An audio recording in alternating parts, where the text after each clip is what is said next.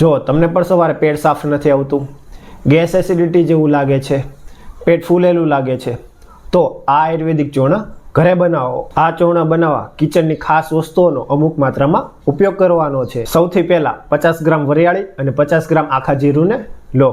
આ પેટમાં રહેલી અગ્નિને પ્રદીપ્ત કરે છે અને ગેસને શાંત કરે છે. તેની સાથે 20 ગ્રામ અજમો અને 20 ગ્રામ નાની હળદર અથવા સૂંઠનો કટકો લો.